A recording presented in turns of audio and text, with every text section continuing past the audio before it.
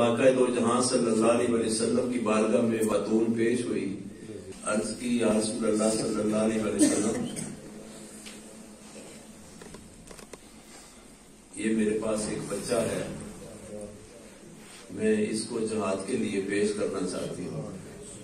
تو رجبال فرماتے ہیں یہ تو ایک چھوٹا سا معصوم ہے۔ عرض کرنے لگے یا رسول اللہ صلی اللہ علیہ وسلم، جب کوئی دشمن کسی طرف سے بھی تیر مارے گا تو اس بچے کو آگے کر دیں گے۔ میں نے جب بچہ جنا تھا تو ارادہ کیا تھا کہ یا اللہ یہ بچہ میں نے آقا علیہ السلام کی ناموس کے لیے پیدا کیا، سرکار کی محبت کے لیے، سرکار کے عشق میں، سرکار کی محبت میں قربان کرنے کے لیے۔ ہائے ہائے، پھر ایک آقا دو جہاں صلی اللہ علیہ وسلم کی عاشقہ تھی، اس کے 2 بچے تھے،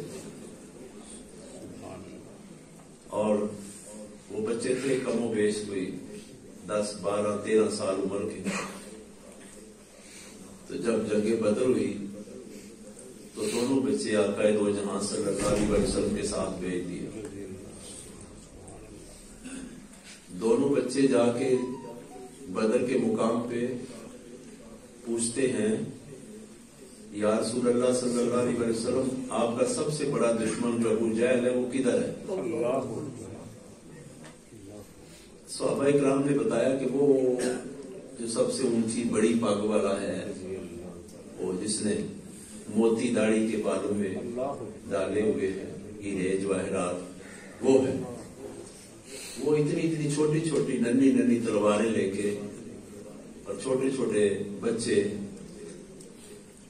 ابو جہل کی سواری کے قریب وہ سوار تھا، چلے گئے۔ ابو جہل نے سوچا کہ شاید یہ میرے لیے آئے ہیں، یہ ہمارے ہیں۔ انہوں نے یہ سمجھ کے ایک بچے کو کہا کہ سوار ہونا چاہتے ہو؟ کہا میں سوار ہونا چاہتا ہوں۔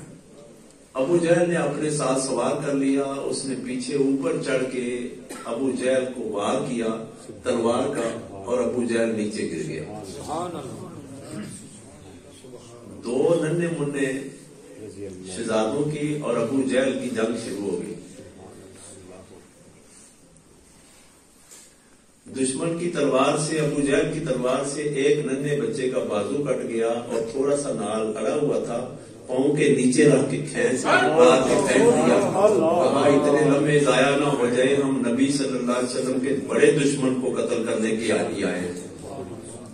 ہماری ماں نے جب ہم نے ہوش سنبھالی، ہم دودھ پیتے تھے تو نبی پاک صلی اللہ علیہ وسلم کے تذکرے کیا کرتی تھی، جب ہم بڑھنے لگے تو آقا علیہ السلام کی ناموس کے تحفظ کے تذکرے کیا کرتی تھی۔